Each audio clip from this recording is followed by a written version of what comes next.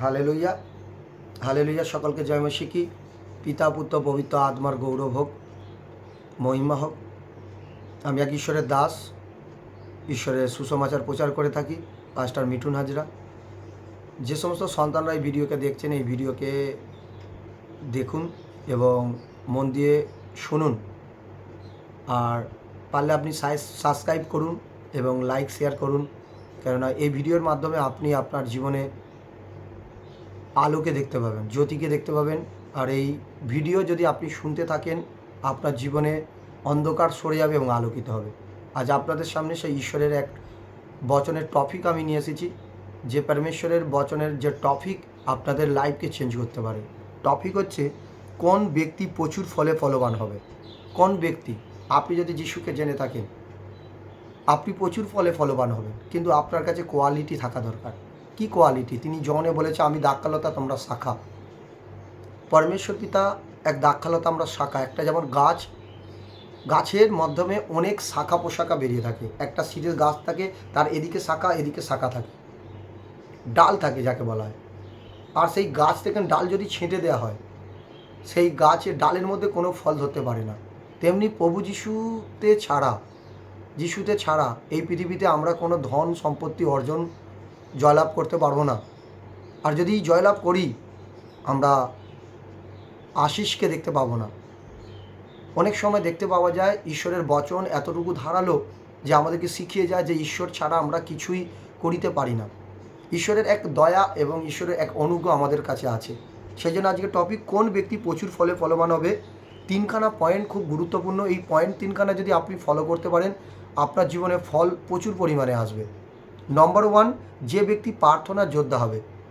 আজ অনেক সময় অনেক ব্যক্তি প্রার্থনার যোদ্ধা হয় না, তাই তারা ফলকে দেখতে পারে না। একটা চাষি যদি চাষ না করে, কেমনভাবে তার জীবনে ফলকে দেখতে পাবে?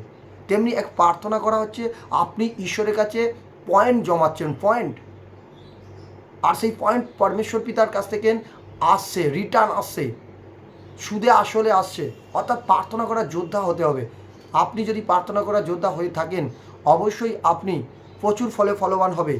আপনি প্রচুর পরিমাণে আপনার জীবনে ফল দেখবেন। আপনার শান্তি, আপনার মঙ্গল, আপনার পরিবারে সমস্ত কিছু আশিস, স্বর্গের আশিসকে আপনি দেখতে থাকবেন। সেই জন্য আপনাকে নম্বর 1, যে ব্যক্তি প্রার্থনার যোদ্ধা হবে। আপনি যদি প্রার্থনার যোদ্ধা হয়ে থাকেন, অবশ্যই ঈশ্বরের কাছে আপনি আশীর্বাদ প্রাপ্ত হবেন এবং এই পৃথিবীতে প্রচুর ফলে ফলবান হবেন। সেকেন্ড, দ্বিতীয় নাম্বার হচ্ছে, এই পৃথিবীতে ঈশ্বরের জ্ঞানে চলবে। আজকাল মানুষ নির্বুদ্ধি হয়ে চলে। ঈশ্বর যেটা বলে সেটা করে না, ঈশ্বর যেটা বলে না সেটাই করে। সেই জন্য আজকে আমাদের অনেক সময় আমরা ফল পাই না। আমাদের হস্ততে সামনে অনেক কিছু ফল থাকে, কিন্তু আমরা ফল পাই না। প্রভু আমাদেরকে ব্লেস করে দিয়েছে যেই দিন থেকে আমরা স্বর্গের পিতাকে, প্রভু যিশু নামে আমরা ধন্যবাদ দেওয়া শুরু করেছি। স্বর্গের পিতাকে আমরা আপনভাবে পিতা বলে শুরু করেছি। তিনি আমাদের পিতা, তিনি আকাশমণ্ডলকে সৃষ্টি করেছে, তিনি পৃথিবীর জগৎকে সৃষ্টি করেছে নিজের হস্ত দ্বারায়। অর্থাৎ সেই পিতাকে আমরা যেই থেকে আমরা পিতা বলে আমরা জানতে পেরেছি, আমরা ধন্যবাদ দেওয়া শিখেছি, সেই দিন থেকে আমাদেরকে ঈশ্বর আশীর্বাদ করে দিয়েছে তার পুত্র যিশু নামে। কিন্তু আমরা সেই সুবুদ্ধি, সেই ঈশ্বরের জ্ঞানে চলতে পারি না, সুবুদ্ধির ন্যায় চলতে পারি না, নির্বুদ্ধির ন্যায় চলি। সেই জন্য আমাদের জীবনে অনেক ফল আসে না। সেই জন্য আপনাকে সুবুদ্ধি, ঈশ্বরের জ্ঞানেতে চলতে হবে। আর আপনি যখন ঈশ্বরের জ্ঞানেতে চলতে থাকবেন, ঈশ্বর অবশ্যই আপনাকে ফলবান করবেন। হালেলুয়া। নম্বর 3, নিজের জীবনে পরমেশ্বর পিতার আজ্ঞাকে পালন করা। নিজের জীবনে পরমেশ্বর পিতার আজ্ঞাকে পালন করা। আগে শুনলাম যে ঈশ্বরের জ্ঞানে চলতে হবে। নাম্বার 3, যে ঈশ্বরের আজ্ঞাকে পালন করা নিজের জীবনে। আপনি যদি ঈশ্বরের সন্তান হয়ে থাকেন, আপনি ধরুন এক দৃষ্টান্ত দিচ্ছি, আপনার বাড়িতে আপনার 4টে ভাই আছে, আর আপনি বাবার প্রথম ছেলে। আর আপনি যদি ঈশ্বর মানে আপনার বাবা যদি কথা যদি আপনি না শোনেন, আপনার বাবা আপনাকে ফল দেবে, ব্যাংক ব্যালেন্স দেবে, অর্থ দেবে, সেখান থেকে কী করবে? সরিয়ে আনবে তার অর্থ, কেননা আপনি কথা শুনছেন না। তেমনি আমি যদি ঈশ্বরের আজ্ঞাকে পালন করি, স্বর্গের পিতার যদি আজ্ঞাকে পালন করতে থাকি, লিখিত পবিত্র শাস্ত্রের বচনে লেখাকে যদি আমরা পালন করতে থাকি, আমি যেই প্রান্তে থাকি না কেন, স্বর্গের ঈশ্বর আমাকে পুরস্কার দিয়ে যাবে। আমার কর্মস্থানে ফলবান হবে, আমার গৃহতে ফলবান হবে, আমার পরিবারেতে ফলবান হবে, আমার জবেতে ফলবান হবে, সমস্ত জিনিসে ফলবান হবে। কেন? ঈশ্বর তিনি কথা দিয়েছে।